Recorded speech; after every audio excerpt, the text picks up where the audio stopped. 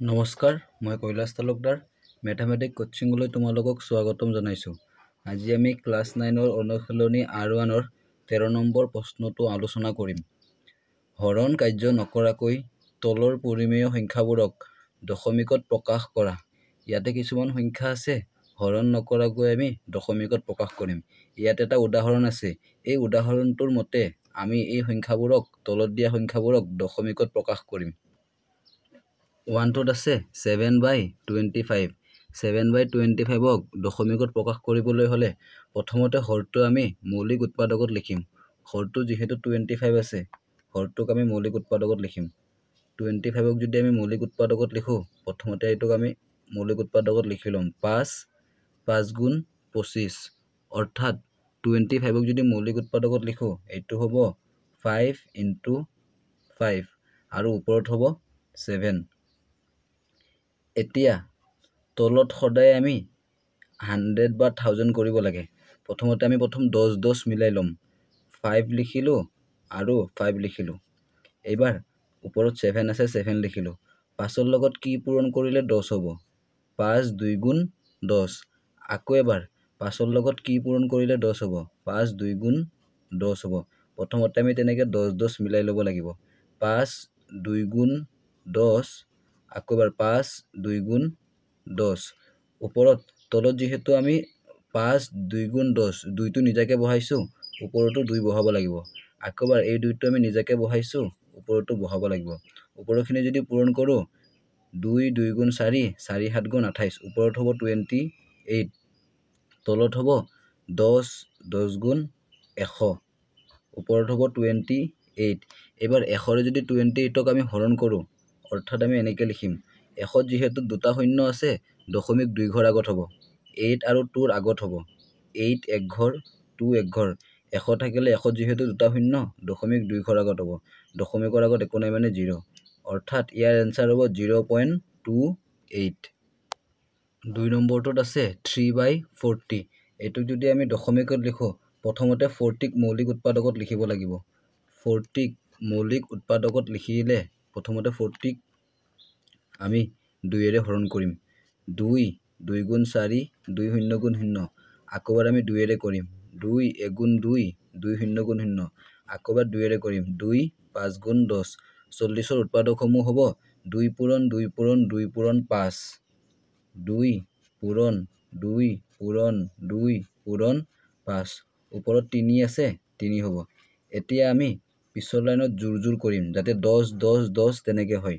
এতিয়া 2 পূৰণ 2 পূৰণ 2 পূৰণ 5। এতিয়া 2 কিমান গুণ 10 তেনেকে মিলাব লাগিব। এইটো প্ৰথমটো মিলিয়ে আছে। 2 5 গুণ 10, 2 5 গুণ প্ৰথমটো মিলি আছে, ওপৰত হ'ব 3।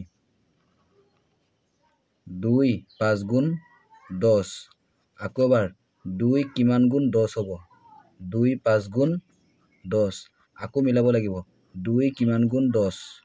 2 5 গুণ 10। তলত যিহেতু দুটা 5 পূৰণ কৰিছো, ওপৰতো আমি দুটা 5 পূৰণ কৰিব লাগিব। তলত যদি কৰো, ওপৰতো কৰিব লাগিব, যাতে 5 5 কেনসেল, 5 5 কেনসেল হয়। সেইবাবে তলত যদি 5 পূৰণ কৰো, ওপৰতো 5 পূৰণ কৰিম।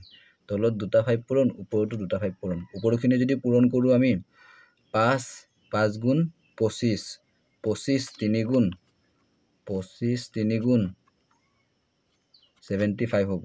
75। তলখিনি যদি আমি পূৰণ কৰো, 10 10 গুণ 100, 100 10 গুণ 1000, ওপৰত 75।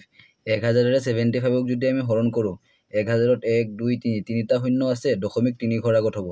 5 এক ঘৰ, 7 এক ঘৰ আৰু এক ঘৰ একো নাই মানে 0 দিম।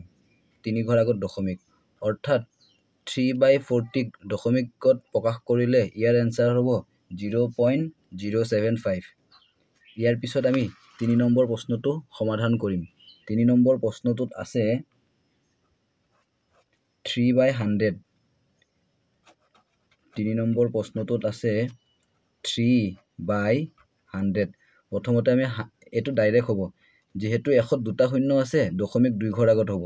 3 এক ঘৰ আৰু এক ঘৰ একো নাই মানে 0 দিম।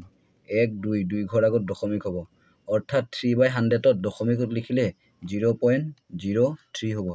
এতিয়া আমি 4 নম্বৰ প্ৰশ্নটো কৰিম 4 নম্বৰ প্ৰশ্নটোত আছে 23/5 স্কুৱেৰ ইনটু 2 কিউব এতিয়া 5 স্কুৱেৰ মানে তলত 5 দুটা হ'ব 5 ইনটু 5 2 কিউব মানে 2 তিনিটা এটা দুটা তিনিটা ওপৰত আছে 23 এতিয়া ইয়াৰ পৰা আমি 10 10 কে মিলাব লাগিব প্ৰথমতে 5 2 গুণ 10 আকৌবাৰ 5 2 গুণ 10 আকৌবাৰ 2 কিমান গুণ 10 ইয়াতে হ'ব 5 2 5 গুণ 10 তলত যেহেতু আমি 5 পূৰণ কৰিছো ওপৰতো 5 পূৰণ কৰিব লাগিব তলত 5 পূৰণ কৰাৰ কাৰণে ওপৰতো আমি 5 পূৰণ কৰিলো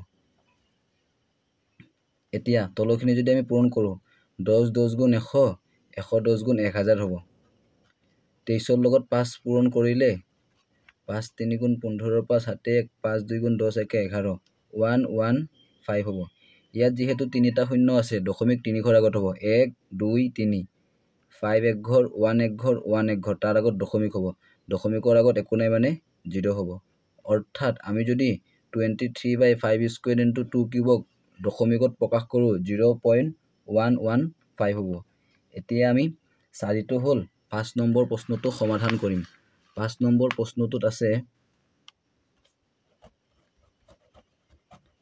5 নম্বৰ প্ৰশ্নটোত আছে 14/175 এতিয়া 175ক আমি মৌলিক উৎপাদকত লিখিম 175 শেষত যেহেতু অযুগ্ম সংখ্যা আছে আমি অযুগ্ম সংখ্যাৰে কৰিম প্ৰথম অযুগ্ম সংখ্যা 5 ৰে যাব 5 3 গুণ 15 17 হোৱাৰ কাৰণে 2 বাকি 5ৰ আগত 2 বহিলে 25 5 5 গুণ 25 এবাৰ 35ক যদি লিখো 5 7 গুণ 35 অৰ্থাৎ 175ক মৌলিক উৎপাদকত লিখিলে 5 ইনটু 7 হ'ব আৰু ওপৰত 14 আছে 14 যদি মৌলিক উৎপাদকত লিখো 2 পূৰণ 7 হ'ব 2 7 গুণ 14 এতিয়া ইয়াতে আমি যদি চাও 7 7 কেনসেল হ'ব ওপৰত হ'ব 2 তলত হ'ব 5 ইনটু 5 এতিয়া 5 কিমান গুণ 10 5 2 গুণ 10 আকৌ এবাৰ 5 কিমান গুণ 10 হ'ব 5 2 গুণ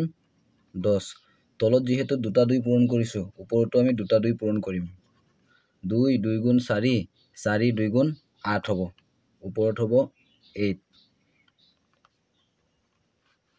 10 10 গুণ 100 ওপৰত হ'ব 8 100ৰে যদি 8ক হৰণ কৰো 100ত দুটা শূন্য সেইবাবে দশমিক 2 ঘৰ আগত হ'ব দশমিক হ'ব 8 এক ঘৰ আৰু এক ঘৰ একো নাই শূন্য দিম এক ঘৰ 2 ঘৰ আগত দশমিক হ'ব অৰ্থাৎ 14/175ক দশমিকত প্ৰকাশ কৰিলে 0.08 হ'ব